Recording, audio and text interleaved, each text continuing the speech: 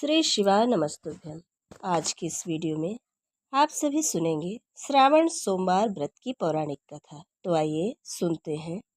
एक बार ब्रह्मा जी के मानस पुत्र सनत कुमार भगवान शिव से श्रावण महीने के व्रतों का महत्व पूछ रहे थे। रविवार के व्रत का महात्म्य सुनने के बाद उन्होंने कहा, हे महादेव, अब मुझे श्रावण महीने के सोमवार व्रत का महत्व और उसकी विधि बताइए।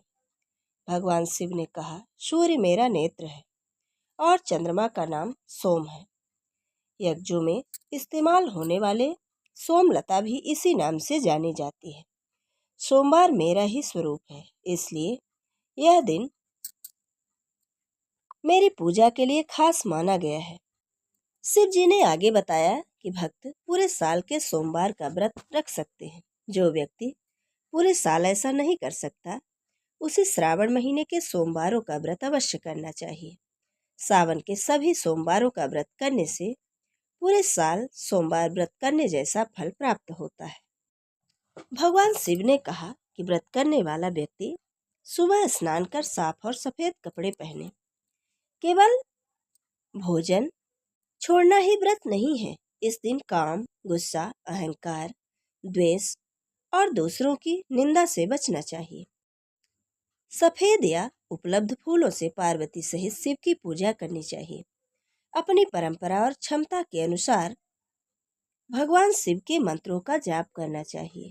शाम को दोबारा पूजा करके सावन सोमवार की कथा सुननी चाहिए।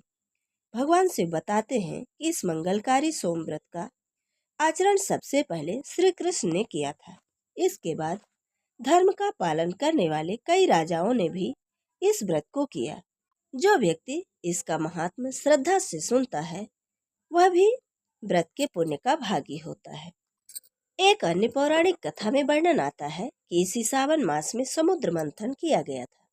समुद्र मंथने के बाद जो हलाहल विष निकला, उसे भगवान शंकर ने कंठ में समाहित कर सृष्टि की रक्षा की, लेकिन विषपान से महादेव का कंठ नीलवर्ण का हो गया।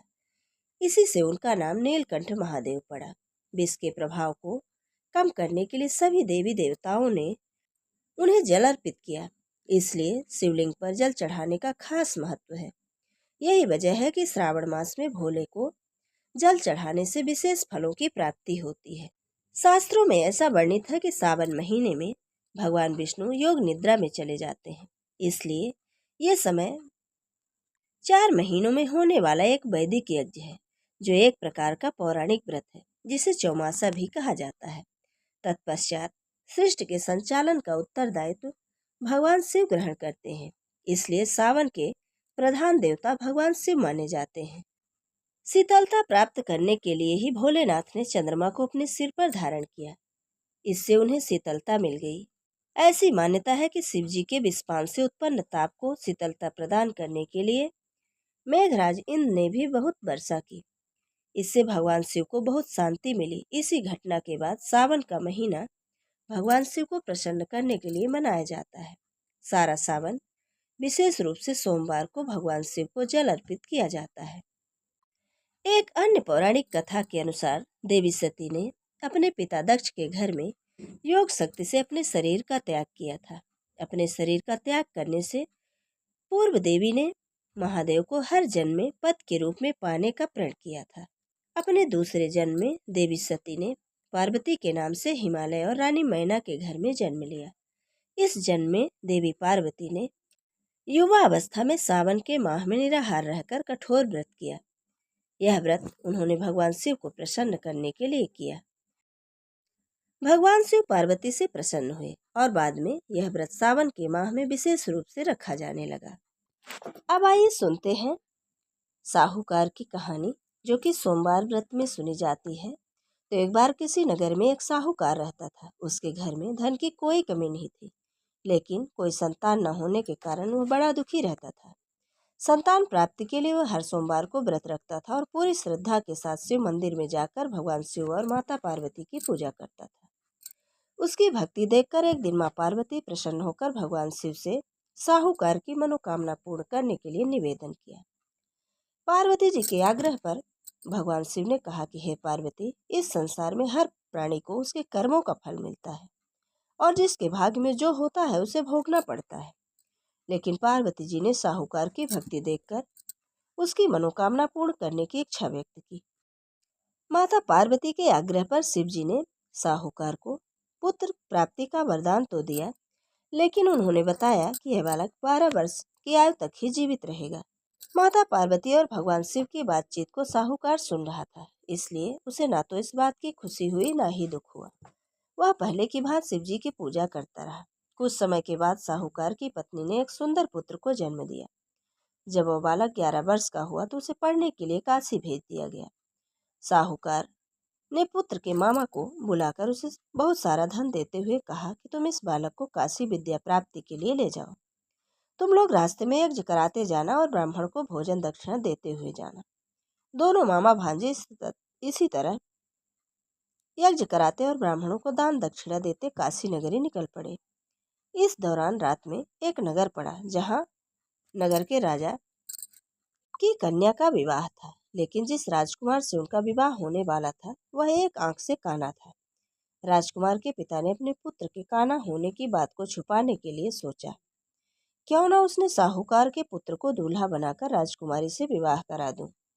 विवाह के बाद इनको धन देकर विदा कर दूंगा और राजकुमारी को अपने नगर ले जाऊंगा। लड़के को दूल्हे के वस्त्र पहनाकर राजकुमारी से विवाह करा दिया गया।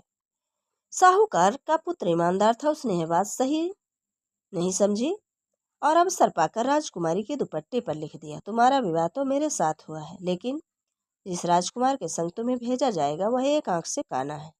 मैं तो काशी पढ़ने जा रहा हूँ। जब राजकुमारी ने चुन्नी पर लिखी बातें देखी तो अपने माता पिता से यह बात बताई। राजा ने अपनी पुत्री को विदा नहीं किया। फिर बारात वापस चली गई। दूसरी ओर साहूकार का लड़का और उसके मामा काशी पहुंचे और वहां जाकर उन्होंने यज्ञ किया।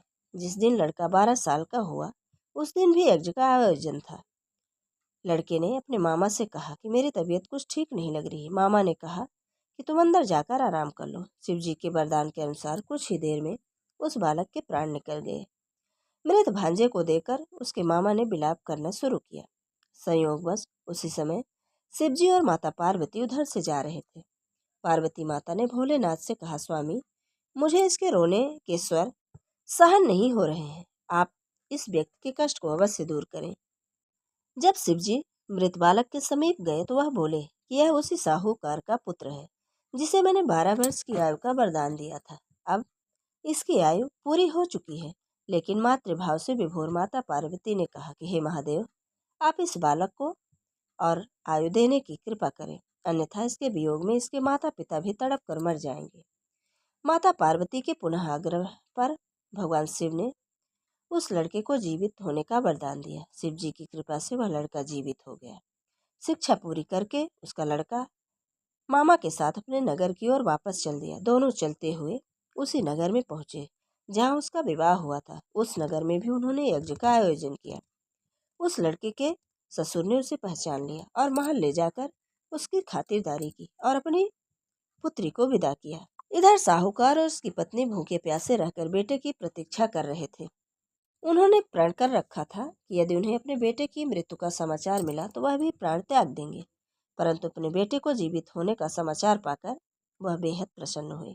उसी रात भगवान शिव ने साहूकार के स्वप्न में आकर कहा, हे श्रेष्ठी, मैंने तेरे सोमवार के व्रत करने और कथा सुनने से प्रसन्न होकर तेरे पुत्र की आयु लंबी की। इसी प्रकार जो सोमवार व्रत करता है या कथा सुनता है और पढ़ता है उसके सभी दुख दूर होते हैं और सभी मनोकामनाएं पूर्ण होती हैं। ये थी सावन सोमवार में सुनी जाने वाली समस्त पौराणिक कथाएं। वीडियो अगर पसंद आए तो लाइक जरूर करें और मित्रों के बीच में शेयर करना बिल्कुल ना भूलें। जय श्री कृष्ण। राधे राधे।